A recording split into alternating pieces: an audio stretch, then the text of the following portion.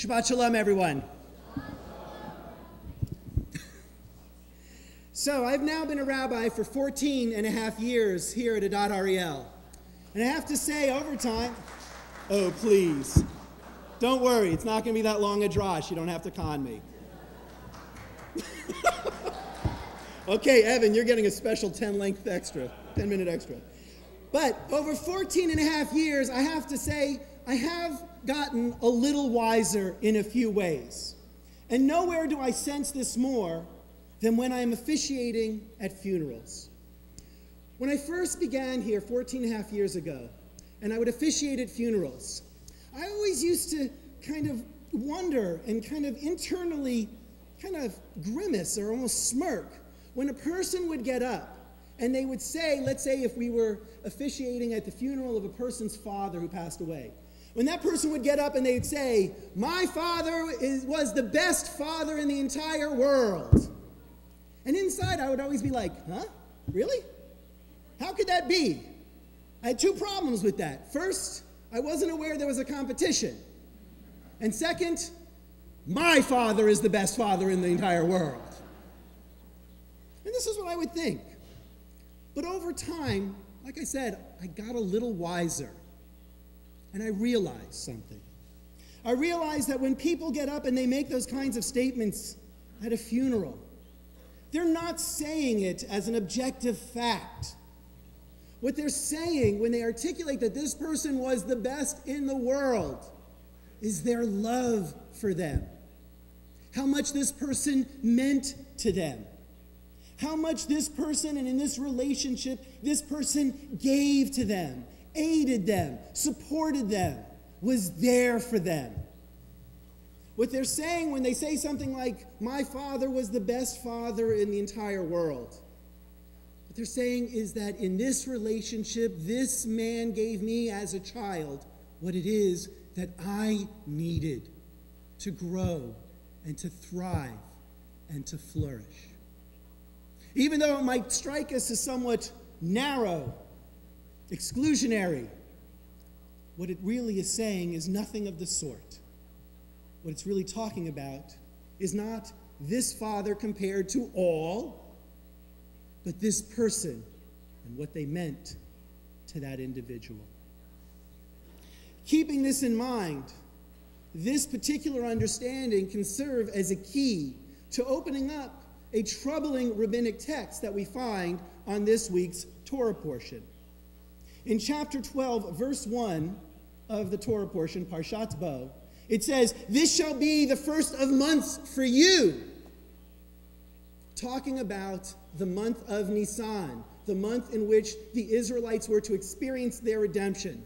And according to the Torah, that month is the beginning of the calendar from a Jewish perspective. This is the first of the months that you begin counting, the Torah says. This is the first month, and here's what the rabbis pick up on, for you.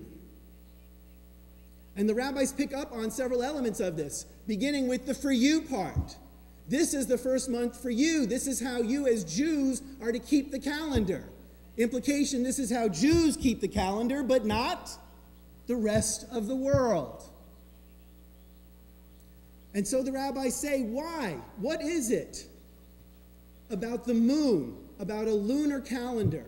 What is it about that that's so specific to Jews, such that the Torah would separate out Jews from non-Jews?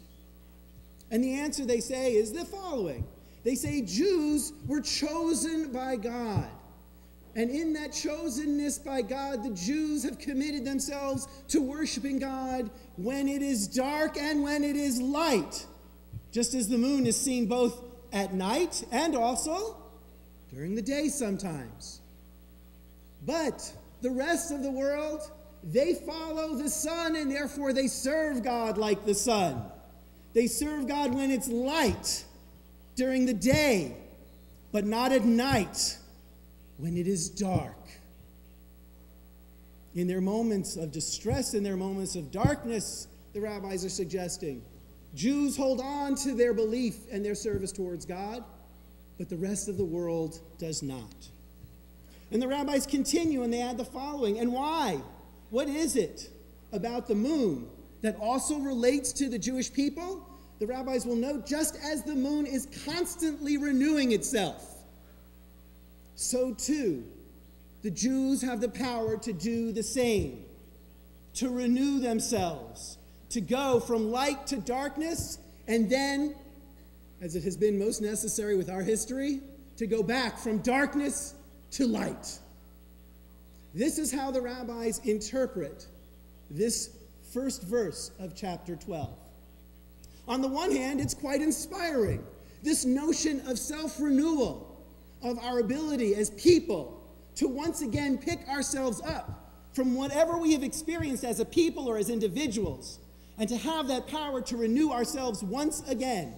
Quite inspiring, and I dare say, very hip. It is very much in line with the kind of spirituality that we see that permeates our culture, that ability to recreate ourselves, to become something new. However, we couple this very edgy statement of modern spirituality with this very disturbing, narrow, and parochial one, that somehow the Jews are different from the rest of the world, that we have been chosen. The concept of chosenness is an embarrassment to many of us. Its exclusivity and its narrowness does not comport well with the world in which we live in, with an open, democratic society. Assertions of such superiority, as it's often perceived, do not fit in well with the Western civilization that declares the equality of all human beings. So how do we resolve this? What is the relationship between one comment that seems so backward and another that seems so forward and insightful, such that written 2,000 years ago, people are starting to talk this way about their own spirituality and their own growth? How can we understand these two elements? My teacher, Rabbi Jonathan Slater, confronts this problem, and he suggests the following resolution. He suggests that you can't have that sense and that power of being able to renew yourself unless you hold on to the concept of chosenness. How so? He says that sin and failure on our part tend to generate feelings of self-deprecation and reinforce our own feelings of our own unworthiness. And when we do not feel that we are worthy, then we do not believe that we are deserving of love. And because of that feeling of unworthiness, and because that feeling of unworthiness bleeds into how we feel about whether we are deserving of love, we don't trust. We don't trust ourselves. We don't trust ourselves and our ability to change and to grow.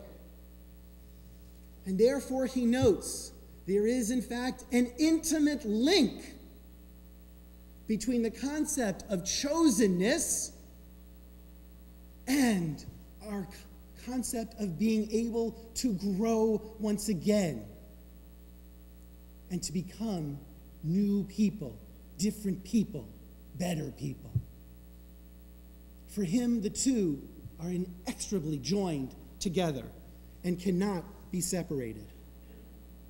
Because to be chosen by someone, to be loved by someone, is in essence having that person say that I believe in you, that even when you make mistakes, even when you disappoint me, I will be there with you as you move past those mistakes, as you grow past that disappointment, as you learn from what has happened and change yourself. I think of it in terms of how I speak to my own children. I don't say to my boys, hey guys, listen, I know all children are good, therefore I expect you to be good. I don't say that to my children, and I don't recommend you say it either. I say to my children, I love you. I believe in you. I know you. I don't know all children, but you I know. and I will be here always as you grow and become the men that I believe you can be.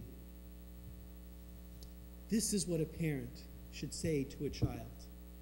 And this, I would like to suggest, is exactly what God says when God says, I choose the Israelites, I choose the Jews. It's not, I choose the Jews in comparison to all the other people. No. God's love is not limited in that way. God loves all people, particularly and uniquely to who they are. And that feeling of chosenness allows us to feel that we are but a beloved child of God who cares and does love. That's what chosenness is about. And it is that chosenness that allows us as people to renew ourselves. Think about it. Think about the Torah portion that we just read. Think about the Torah itself and all that it contains. We are not those Jews. We are not biblical Jews. And we are not Jews who are necessarily wishing 10 plagues, including the death of the firstborn, upon people. Okay, well, there's some people that I think all of us would want that. But we're not just animal sacrificing, cultic worship kind of people. As a civilization, we have grown and evolved and changed. And I would say to you that we have been able to do that because we've known that even though we have changed, God would not leave us because we have changed, but God would remain with us. And so too in our lives, we need to surround ourselves with people who have made us feel chosen. Parents, friends, spouses. Because within those relationships of our feeling chosen, we have the security and the sense of trust that we will be loved for whoever we are, not just for who we were at the moment that they chose us. For that is not real love. That is but infatuation.